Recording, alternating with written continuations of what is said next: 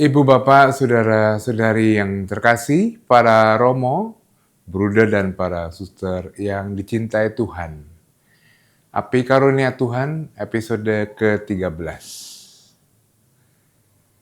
Dalam situasi kondisi masyarakat modern yang kita alami, ada begitu banyak gangguan pada kesehatan mental. Itu menjadi fenomena yang kita jumpai di mana-mana. Mengapa? Mungkin kalau kita merenungkan dan mendengarkan episode ini akan mendapat jawabnya. Ketika Yesus mengatakan, jika kamu berdoa, masuklah dalam kamar, tutuplah pintu dan berdoalah pada Allah. Apa arti masuk ke dalam kamar? Masuk ke dalam kamar adalah masuk ke ruang batin dalam keheningan. Bila hati kita jernih, batin kita tenang, persoalan-persoalan yang ada di sekitar kita bisa dihadapi dengan iman. Dan juga sangat menarik bahwa dalam episode ini dikupas tentang khotbah Yesus di bukit. Rupanya khotbah ini disejajarkan dengan ketika Allah Yahweh membuat perjanjian dengan bangsa Israel melalui Musa di atas Gunung Sinai. Maka Matius ingin memberi kesejajaran dengan kisah khotbah di bukit secara bermakna menjadi relasi baru antara Allah dengan anak-anak Allah yang adalah kita. Sangat menarik, karena itu selamat mendengarkan, selamat merenungkan, dan selamat berdoa.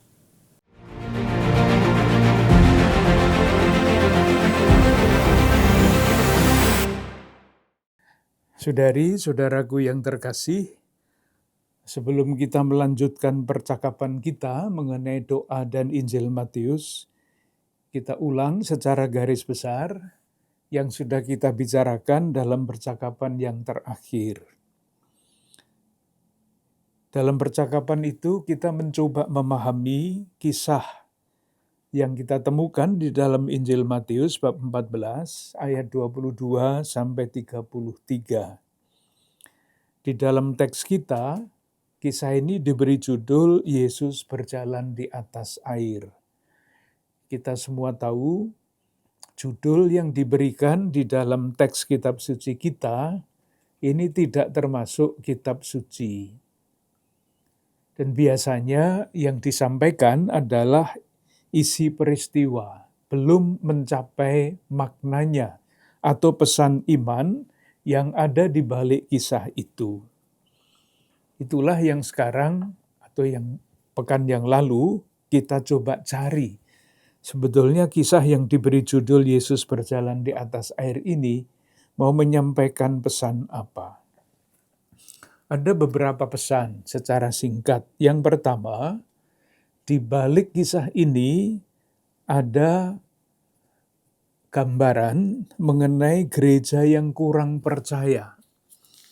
Itulah sebabnya di dalam kisah ini Yesus menghardik dan berkata, "Hai orang yang kurang percaya, mengapa engkau bimbang?" Atau gereja yang takut, justru karena kurang kepercayaan itu. Maka kita bertanya, kenapa gereja takut, kenapa gereja kurang percaya?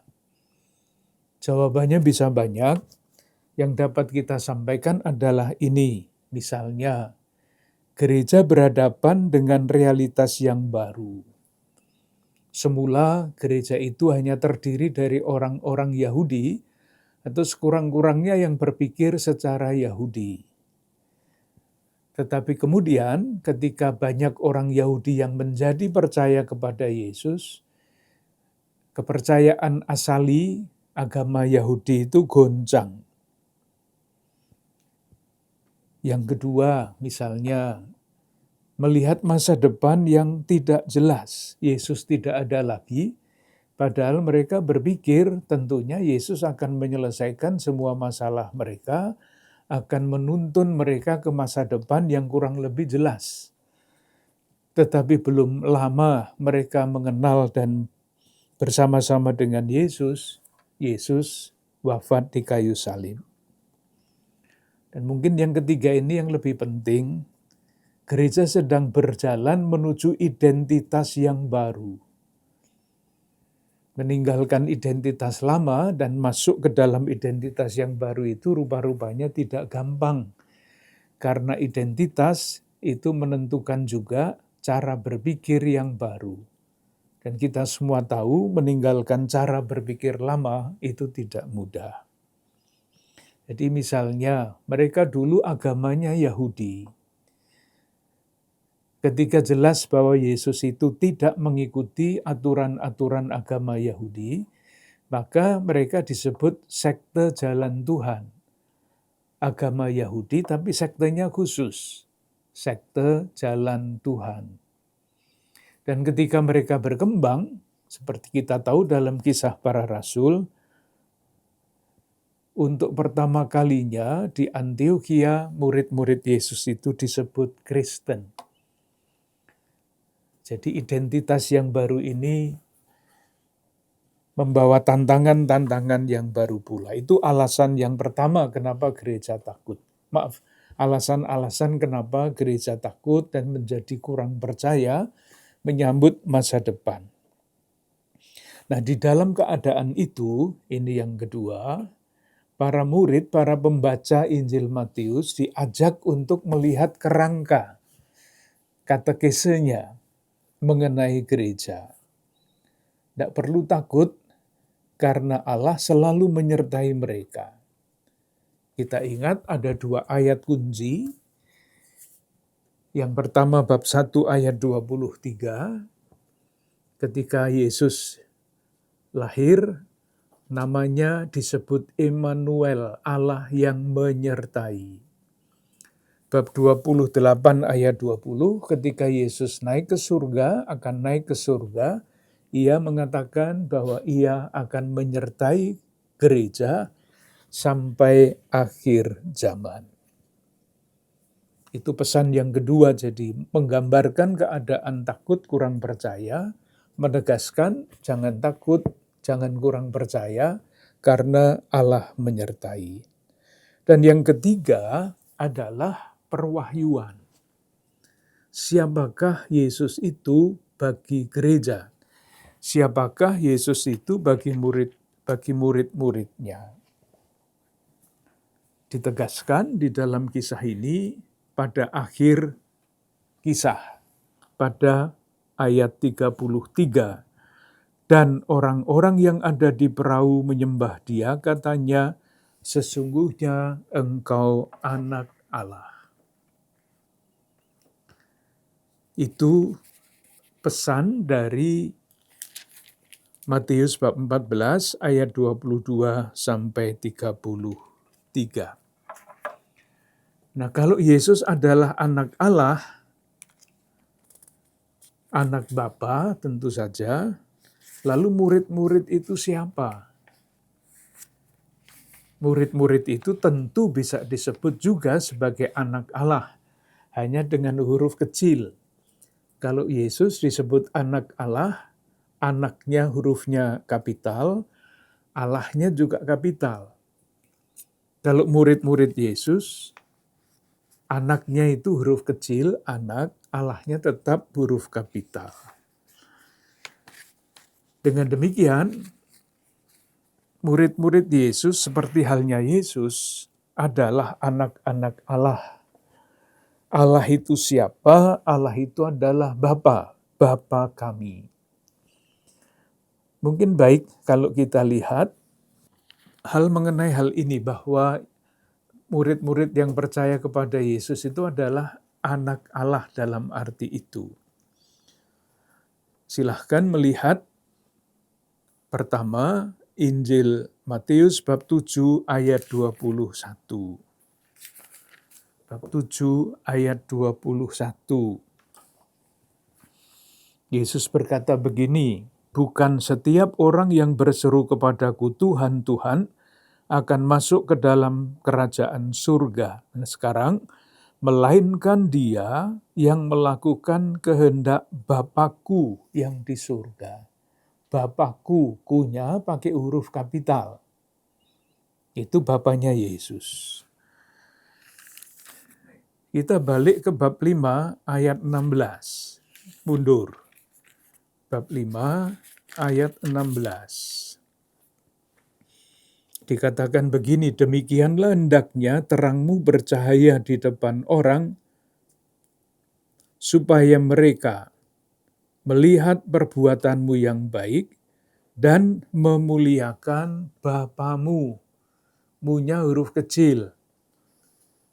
Bapamu yang di surga. Jadi Bapakku dan Bapamu itu lalu menjadi di dalam doa Bapa kami menurut Matius bab 6 ayat 9, Bapa kami yang di surga. Kalau kita membandingkan di dalam Injil Lukas, doa Bapa kami itu kaminya tidak ada. Di dalam Injil Lukas hanya Bapa di surga.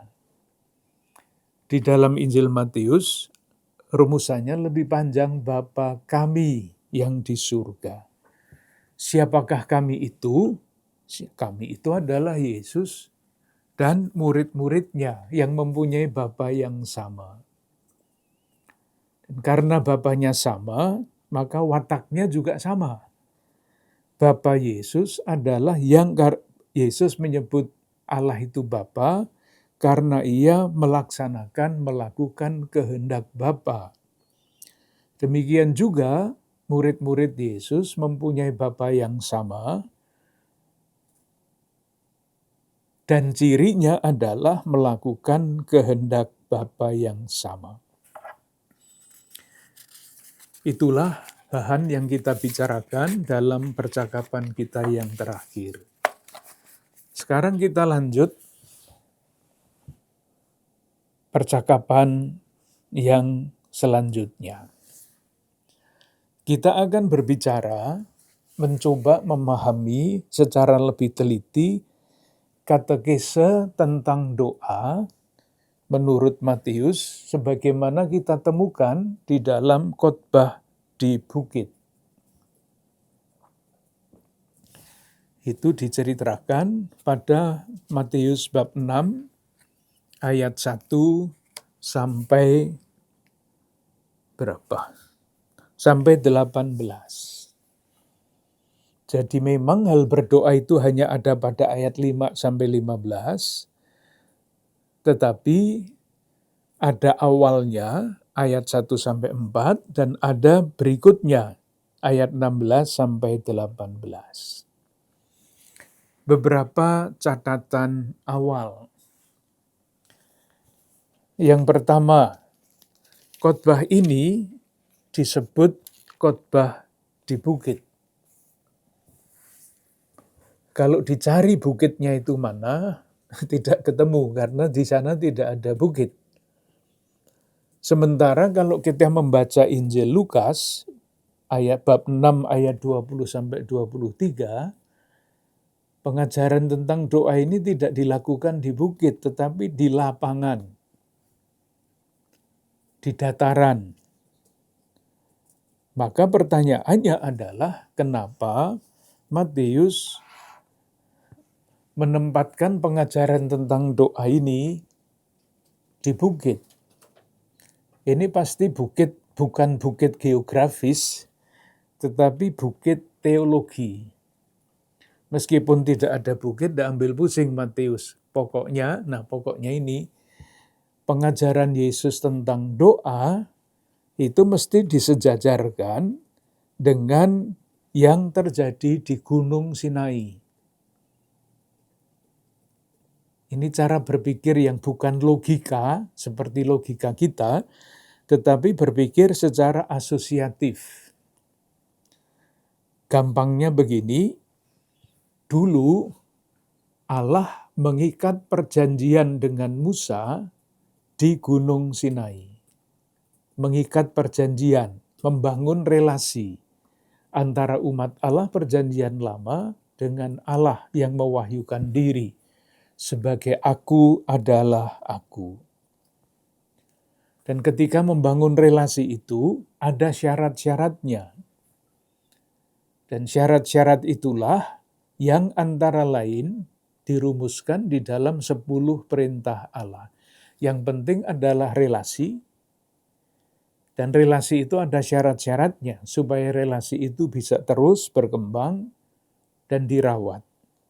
Nah, gagasannya adalah ketika Yesus mengajarkan khotbah-khotbah itu, bab 5 sampai bab 1, bab 7 di bukit, sama, sejajar. Intinya adalah membangun relasi baru dengan Tuhan. Yang paling penting adalah relasinya ini.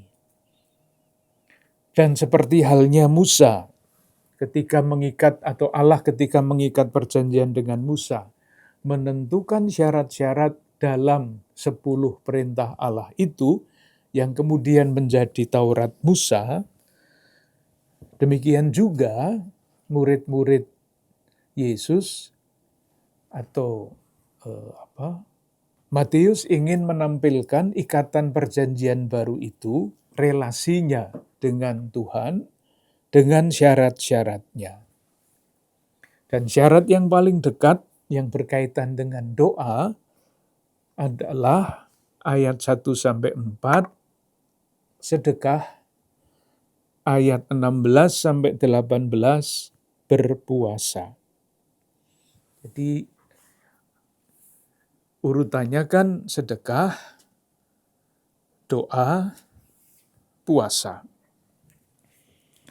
Moga-moga ini penting, moga-moga ini mudah ditangkap.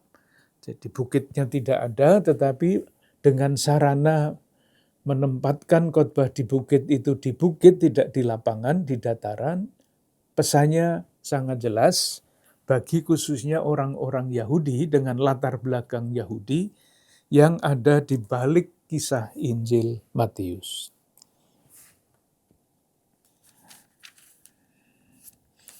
Sekarang kita lihat lebih teliti. Kita lihat bab 6 ayat 1 sampai 18. Ayat 1. Ayat 1 ini isinya adalah perintah umum. Bunyinya begini, ingatlah, jangan kamu melakukan kewajiban agamamu di hadapan orang supaya dilihat mereka. Karena jika demikian kamu tidak beroleh upah dari Bapamu yang di surga. Jadi jangan mempraktekkan perintah agama dengan demikian. Nah, agama itu dirinci menjadi tiga wilayah. Wilayah pertama adalah sedekah.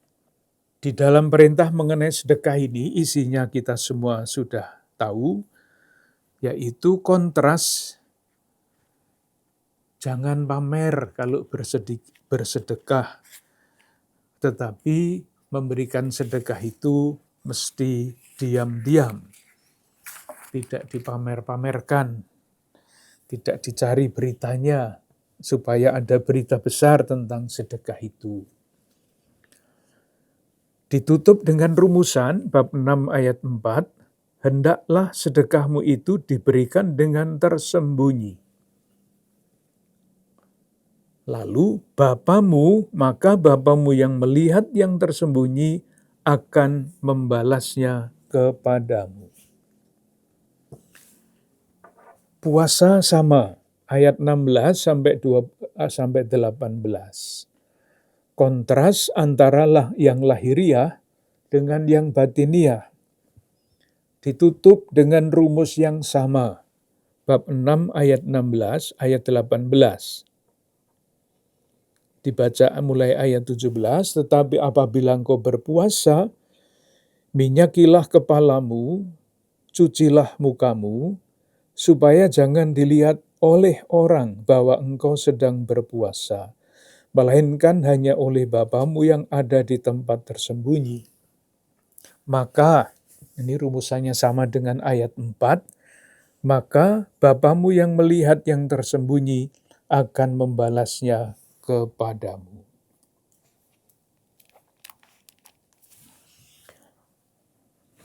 Unsur yang ketiga, khusus mengenai doa. Jadi, peringatan Yesus tentang hidup beragama ada 3 unsur. Soal memberi sedekah, berpuasa, dan berdoa. Sekarang kita lihat yang berdoa. Ayat 5 sampai 15. Kontras masih sama dengan ayat-ayat sebelumnya dan sesudahnya. Ayat 5, dan apabila kamu berdoa, janganlah berdoa seperti orang munafik. Pamer, berdoanya di tikungan-tikungan jalan. Tetapi ayat 6, tetapi jika engkau berdoa, masuklah ke dalam kamarmu, tutuplah pintu dan berdoalah, maka Bapamu yang melihat yang tersembunyi akan membalasnya kepadamu. Jadi perintah-perintah umumnya itu selalu diakhiri dengan kalimat yang sama. Maka Bapamu yang melihat yang tersembunyi akan membalasnya kepadamu.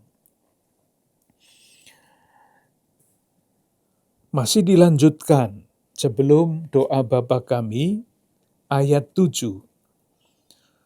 Lagi pula dalam doamu itu janganlah kamu bertele-tele, seperti kebiasaan orang yang tidak mengenal Allah. Mereka menyangka bahwa karena banyaknya kata-kata doanya akan dikabulkan. Janganlah seperti mereka. Diulang-ulang dengan sangat tegas. Nah, sekarang kita lihat ada contoh doa Matius bab 6 ayat 9 sampai 13. Dan pada ayat 12, soal pengampunan.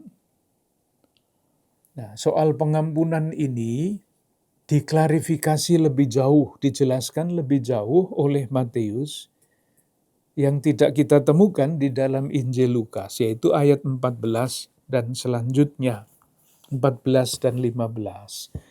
Karena jikalau kamu mengampuni kesalahan orang, Bapamu yang di surga akan mengampuni kamu juga. Tetapi jikalau kamu tidak mengampuni orang, Bapamu juga tidak akan mengampuni kesalahanmu. Kita pasti akan bertanya kenapa Matius memasukkan hal pengampunan ini di dalam konteks berdoa. Jawabannya sederhana, ketika realitas jemaat itu menjadi semakin kompleks, konflik, perbedaan pendapat, perselisihan itu pasti semakin banyak. Saya kira itu wajar, dari dulu sampai sekarang halnya sama. Kompleksitas hidup bersama di dalam jemaat, di dalam gereja, kompleksitasnya itu tinggi. Di dalam kompleksitas yang tinggi itu yang namanya konflik biasa. Tetapi, nah ini masalahnya, kalau konflik itu biasa, lalu yang harus tidak biasa apa? Caranya mengatasi konflik itu. Konfliknya biasa, hanya yang membedakan murid Yesus dengan yang lain-lain itu harapannya adalah konfliknya jangan berkepanjangan. Itulah sebabnya hal pengampunan dikaitkan dengan doa berdoa. Sekarang kita coba dalami lebih lanjut mengenai hal berdoa itu. Ayat 6. Jika engkau berdoa, masuklah ke dalam kamarmu, tutuplah pintu, dan berdoalah kepada Bapamu yang ada di surga. Ini maksudnya apa? Tentu pertama-tama dengan yang paling mudah adalah mempraktekannya secara harafiah. Masuk ke kamar, tutup pintu, berdoa. Ini yang paling mudah dilakukan.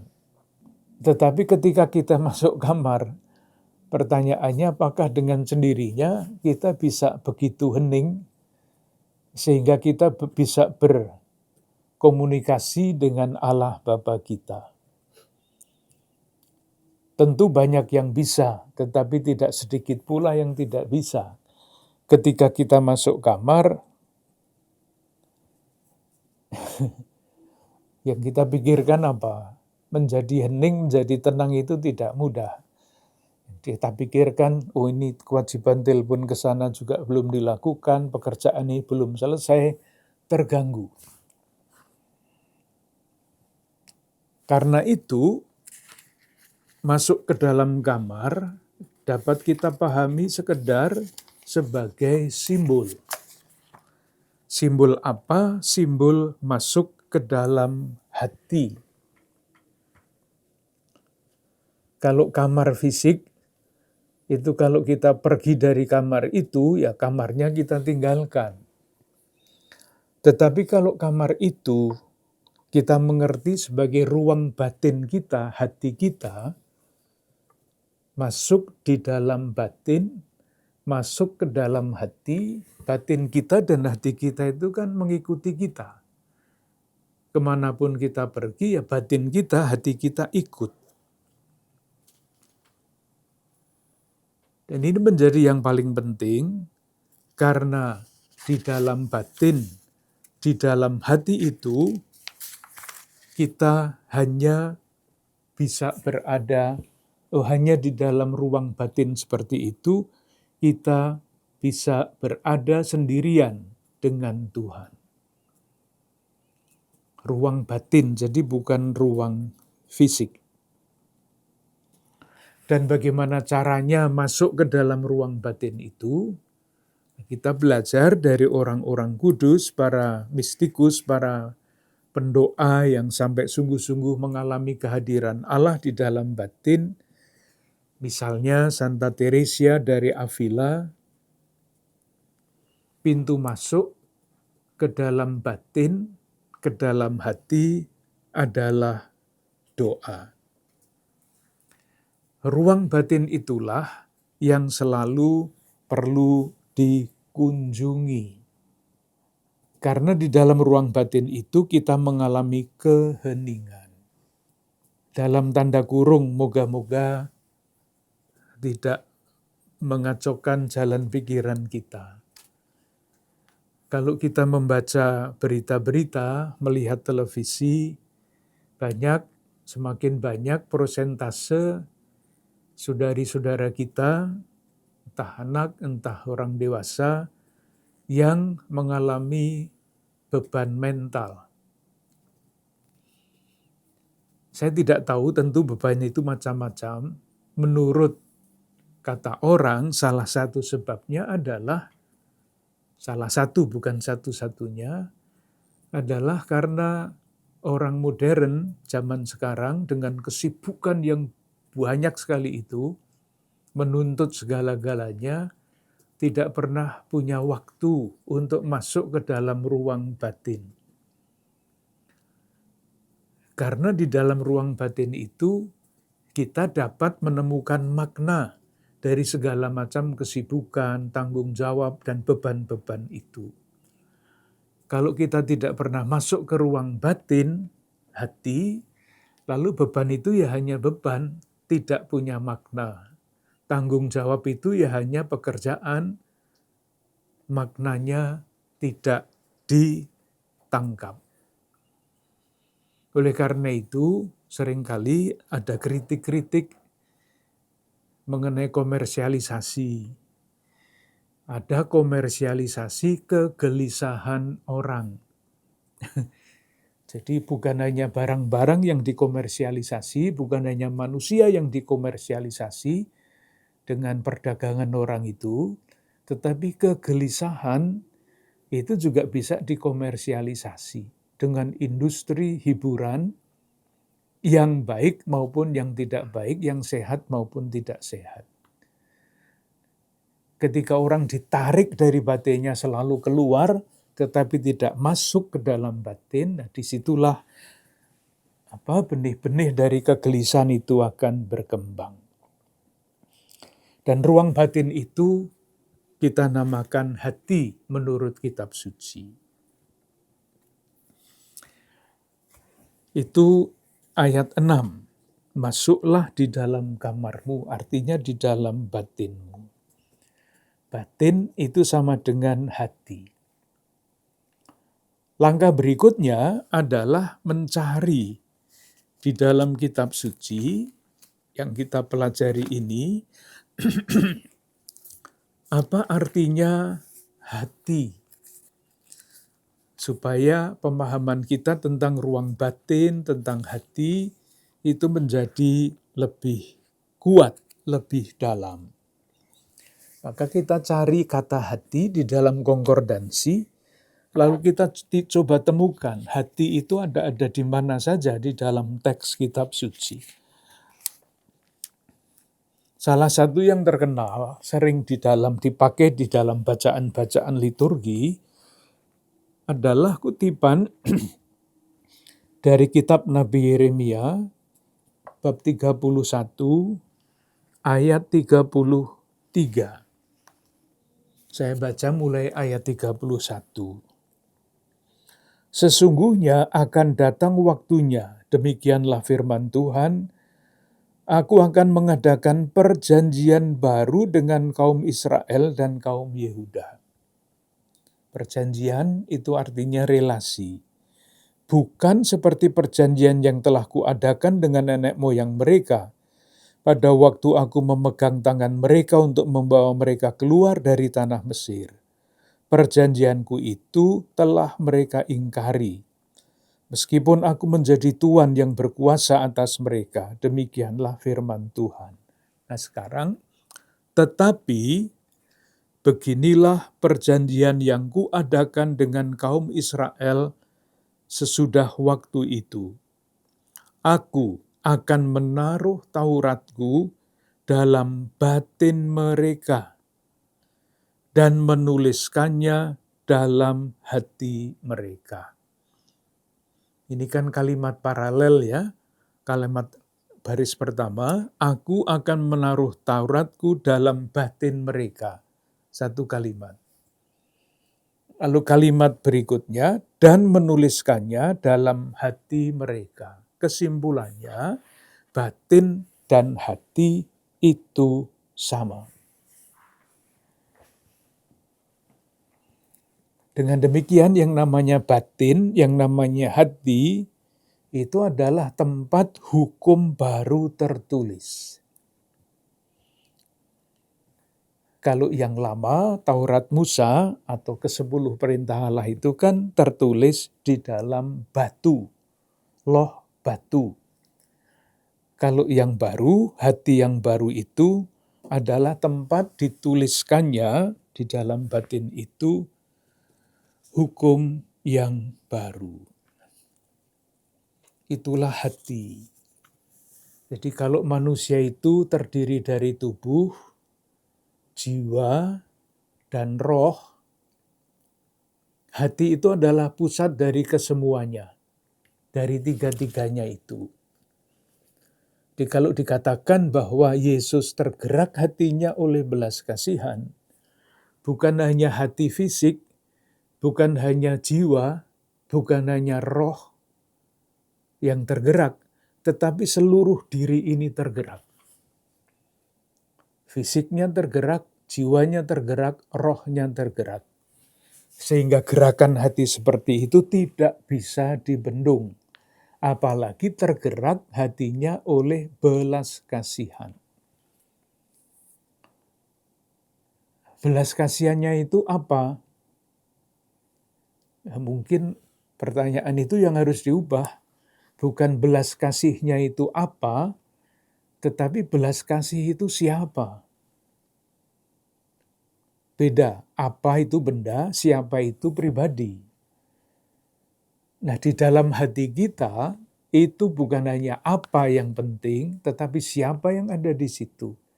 Yang ada di dalam batin kita adalah roh, adalah Allah sendiri yang berbelas kasih.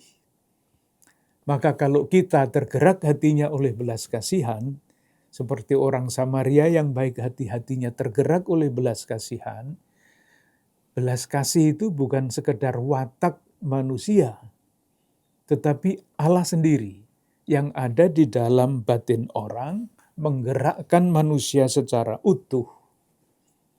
Dan kalau sudah digerakkan hatinya, apapun tidak akan bisa menghambatnya. Itu kalau Allah kita biarkan bersemayam di dalam hati kita seutuhnya. Nah, itu pasti orang-orang kudus yang sudah mencapai tataran sepenuhnya, maka dinyatakan kudus. Kita sedang berusaha terus untuk membiarkan belas kasih Allah, atau Allah yang berbelas kasih itu bersemayam di dalam hati kita. Moga-moga tidak terlalu berbelit-belit gagasan ini. Kita lanjutkan teks lain yang tadi Yeremia 31-33. Sekarang kita lihat kitab Nabi Hesekiel bab 36 ayat 26 sampai 27. Mestinya dibaca dari ayat 22, nanti silahkan baca sendiri. Kita baca saja mulai ayat 26. Kamu akan kuberi hati yang baru, dan roh yang baru di dalam batinmu. Dan aku akan menjauhkan dari tubuhmu hati yang keras, dan kuberikan kepadamu hati yang taat. Rohku akan kuberikan diam di dalam batinmu, dan aku akan membuat kamu hidup menurut segala ketetapanku, dan tetap berpegang pada peraturan-peraturanku dan melakukannya. Jadi, dengan hati yang baru itu, dengan roh yang baru itu, manusia dapat hidup menurut segala ketetapan Tuhan. Saya pelan-pelan membacanya, mengatakannya, hidup menurut segala ketetapan Tuhan. Nah, kalau kita membiarkan Tuhan bersemayam di dalam hati kita, sepenuhnya kita belum mencapai itu, kita berusaha mencapainya, kalimat itu bisa diganti. Hidup menurut segala ketetapan hati. Karena Tuhan ada di dalam hati kita. Semakin kita biarkan Tuhan menguasai diri kita bisa mengatakan yang baik itu adalah ketetapan hati kita. Itu teks yang kedua. Teks yang ketiga mengenai hati. Kerinduan untuk menerima hati yang baru. Kita baca kerinduan yang diungkapkan di dalam doa yang kita temukan pada Mazmur 51. Mazmur 51. Mazmur yang indah sekali. Selalu dibacakan di dalam ibadat harian setiap hari Jumat. Misalnya kita baca ayat 8. Ayat 12. Jadikanlah hatiku tahir ya Allah, dan perbaharuilah batinku dengan roh yang teguh. Jadi ada dua kata yang pada baris pertama kita melihat hati yang tahir, pada baris kedua kita menggunakan kata batin. Jadi hati itu sama dengan ruang batin. Ayat 14. Bangkitkanlah kembali padaku kegirangan karena selamat yang daripadaku, dan lengkapilah aku dengan roh yang rela. Itu kerinduan Ayat 8 tadi kita baca, sesungguhnya engkau berkenan akan kebenaran dalam batin, akan kebenaran dalam, dan dengan diam-diam engkau memberitahukan hikmat kepadaku. Jadi hikmat Allah, Allah yang adalah hikmat, itu bersemayam di dalam batin kita, di dalam di dalam hati kita. Teks yang berikutnya kita baca Perjanjian Baru sekarang. Kita sedang meneliti apa artinya hati di dalam kitab suci. Kita cari teks Perjanjian Lama, dan untuk melengkapinya kita baca Perjanjian Baru 1-2 ayat. Surat kepada orang Roma bab 5 ayat 5. Ini berkaitan dengan tema tahun suci. Dan pengharapan tidak mengecewakan. Nah sekarang, karena kasih Allah telah dicurahkan di dalam hati kita oleh Roh Kudus yang telah dikaruniakan kepada kita. Kasih Allah telah dicurahkan ke dalam hati kita. Dan kalau kasih Allah itu bukan hanya kasihnya lepas dari Allah, tetapi Allah sendiri yang adalah kasih itulah yang bersemayam di dalam batin kita. Satu teks lagi, surat kepada orang Korintus yang kedua, bab 3 ayat 3. Bab 3 ayat 3. Karena telah ternyata bahwa kamu adalah surat Kristus yang ditulis oleh pelayanan kami, ditulis bukan dengan tinta, tetapi dengan roh dari Allah yang hidup, bukan pada loh-loh batu, melainkan pada loh-loh daging, yaitu di dalam hati manusia. Jadi inti terdalam dari kemanusiaan adalah hatinya, adalah batinnya, yang bisa menggerakkan tubuh, menggerakkan jiwa, menggerakkan rohnya. Itu hati di dalam surat Rasul Paulus. Satu lagi, sekarang kita lihat di dalam Injil Yohanes yang biasanya tidak mudah dipahami. Kita coba pahami dengan kacamata ini, kacamata hati. Yohanes bab 17 ayat 26. Yohanes bab 17 ayat 26. Saya baca mulai ayat 25. Ya Bapa yang adil, memang dunia tidak mengenal Engkau, tetapi aku mengenal Engkau, dan mereka ini tahu bahwa Engkaulah yang telah mengutus aku. Nah, sekarang, dan aku telah memberitahukan namamu kepada mereka, dan aku akan memberitahukannya, supaya kasih yang kau berikan kepadaku ada di dalam mereka, dan aku di dalam mereka.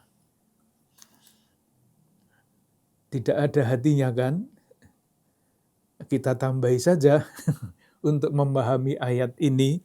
Jadi pembacaannya menjadi begini, dan aku telah memberitahukan namamu kepada mereka, dan akan memberitahukannya. Nah sekarang, supaya kasih yang engkau berikan kepadaku, kasih yang kau berikan kepadaku ada di dalam hati mereka, dan aku di dalam hati mereka. Dikasih Allah itu bukan apa, tetapi kasih Allah itu siapa. Kasih Allah adalah Yesus yang berdoa begitu, aku di dalam hati mereka. Itu mirip-mirip dengan yang dikatakan oleh Rasul Paulus, bukan lagi aku yang hidup, tetapi Kristus yang hidup di dalam aku. Jadi, kesimpulannya, yang disebut kamar itu adalah ruang batin, bukan kamar fisik. Kamar fisik juga bisa asal membantu makna simbolik dari kata itu. Dan ruang batin itu adalah manusia.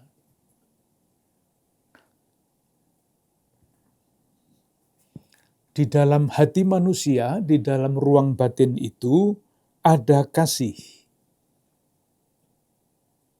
Kalau mau ditambah kalimat, kasih yang dianugerahkan oleh Allah.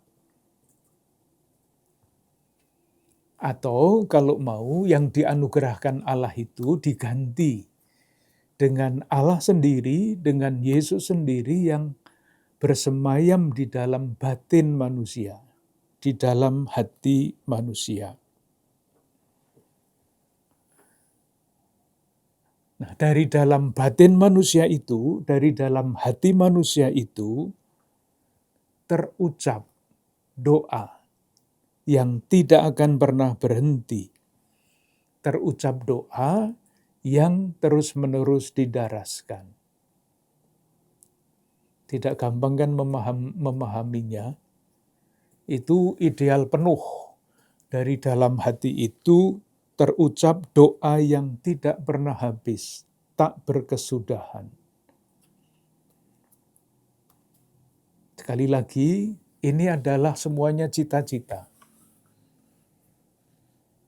Itulah, moga-moga tidak menambah ruwet cara berpikir kita, itulah sebabnya gereja mengajarkan atau latihan-latihan rohani Katolik itu mengajarkan bahwa manusia itu diciptakan untuk memuliakan Allah. Karena apa? Karena Yesus yang ada di dalam diri kita, itu kan perutusannya menyelesaikan pekerjaan Bapa. Pekerjaan Bapa itu adalah memuliakan Bapanya. Jadi kalau Yesus ada di dalam batin kita 100%, sekali lagi itu untuk orang kudus, belum untuk kita, persennya pastilah di bawah itu. Lalu dengan sendirinya hidup kita itu memuliakan Tuhan. Karena Tuhan ada di dalam hati kita. Karena Yesus ada di dalam hati kita. Oleh karena itu, karena semestinya menurut iman kita, menurut pengajaran kitab suci, Yesus itu ada di dalam hati kita, tetapi nyatanya yang di dalam batin kita itu bermacam-macam, maka salah satu doa kita adalah doa mohon pemurnian hati, supaya hati kita itu terus jernih, semakin jernih.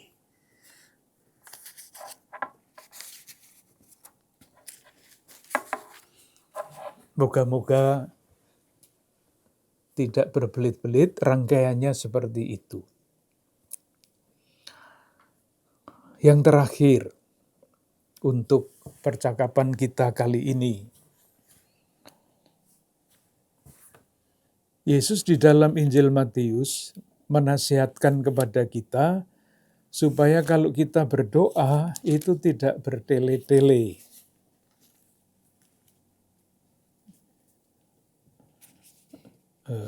Sebentar.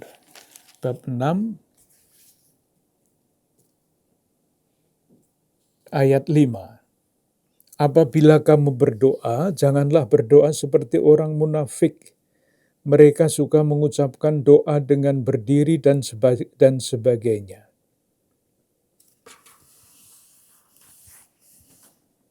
Apakah ada contoh doa yang bertele-tele itu seperti apa?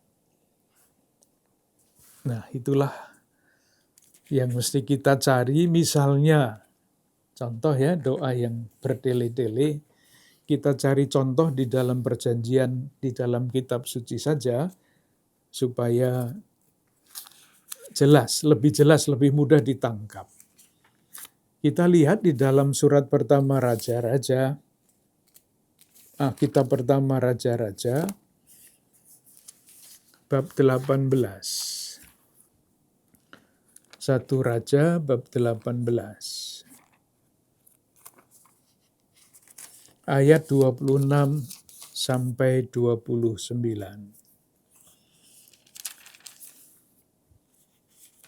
Kisahnya nanti dibaca dari ayat bab 18, ayat 20 sampai 46. Itu perlombaan doa antara pengikut Beelzebul dengan Nabi Elia. Kita ingat kisahnya ya.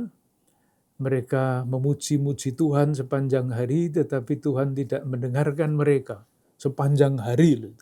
Itulah yang bertele-tele dengan segala macam rumusannya, dengan segala macam tariannya. Sementara ketika Elia berdoa, langsung Tuhan turun. Kita baca saja ayat 26 sampai dengan 29.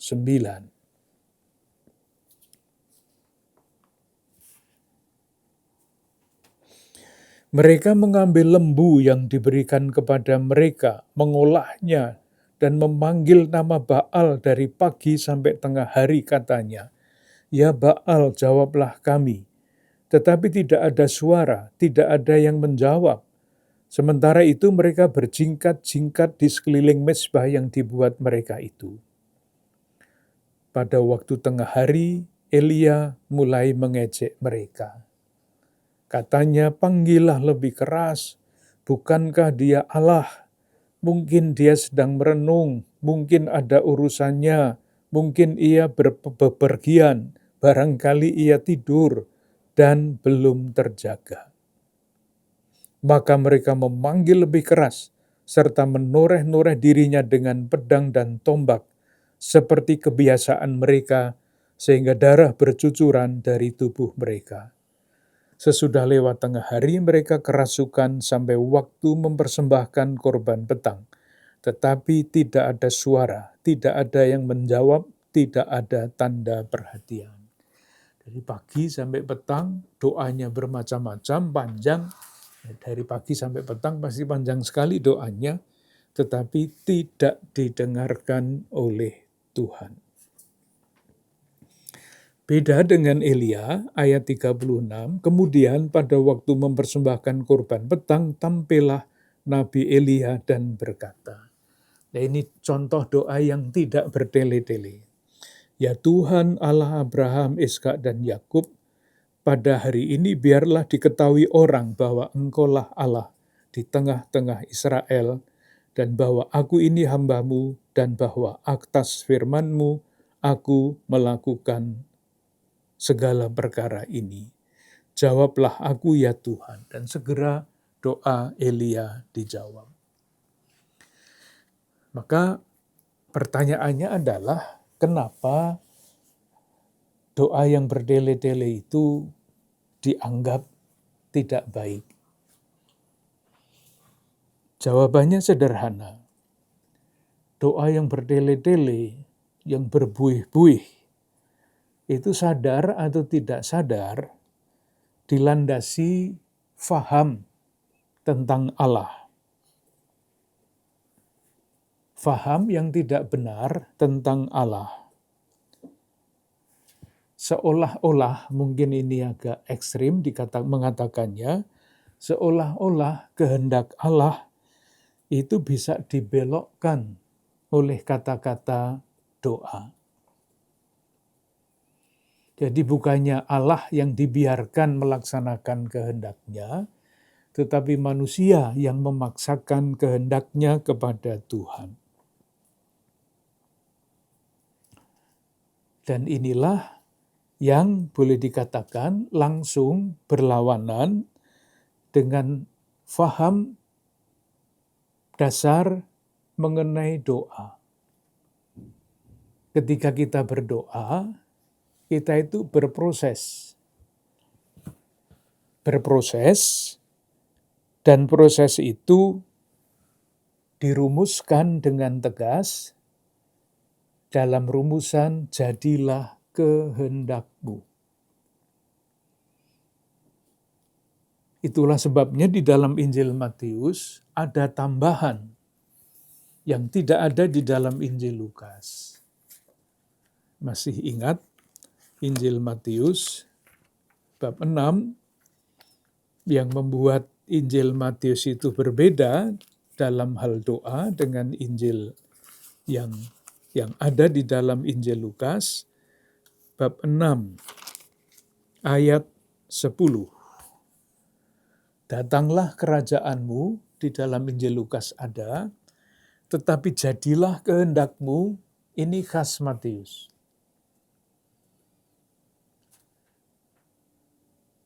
Inilah yang boleh dikatakan berseberangan dengan doa yang bertele-tele, yang intinya adalah mau memaksakan kehendak yang diungkapkan di dalam doa. Oleh karena itu, secara sederhana, praktis, kalau kita berdoa, apapun yang kita doakan, tidak mudah tentu saja, karena yang paling mendesak itu adalah harapan kita dikabulkan doanya. Tetapi, apapun doanya, diucapkan dengan cara apapun, penutupnya adalah jadilah kehendakmu. Seperti yang kita temukan di dalam Injil Matius.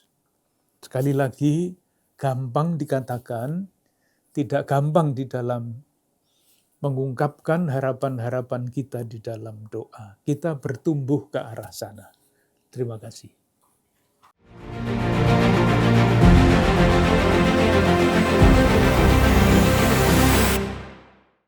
Saudara-saudari yang terkasih, dalam khotbah Yesus di atas bukit, kita bisa melihat dalam Injil Matius beberapa hal yang sangat menarik mengenai doa, mengenai puasa, mengenai sedekah, dan juga mengenai hal-hal lain dalam hidup yang bisa kita petik nilainya ketika kita merenungkan sabda Tuhan. Menjadi landasan hidup kita sehari-hari adalah hidup rohani, hidup spiritual. Manakala kita menjaga hidup batin kita, maka buah akan berlimpah, kekuatan dan keteguhan iman juga akan diberikan oleh Tuhan. Jangan bosan-bosan untuk masuk ke dalam ruang batin, membiasakan diri berdiam di hadapan Tuhan dalam keheningan. Kita mohon berkat Tuhan. Semoga saudara-saudari sekalian, beserta keluarga dan komunitas, senantiasa dilindungi, dibimbing dan diberkati oleh Allah yang Maha Kuasa, Bapa, Putra, dan Roh Kudus. Amin. Terima kasih, sampai jumpa.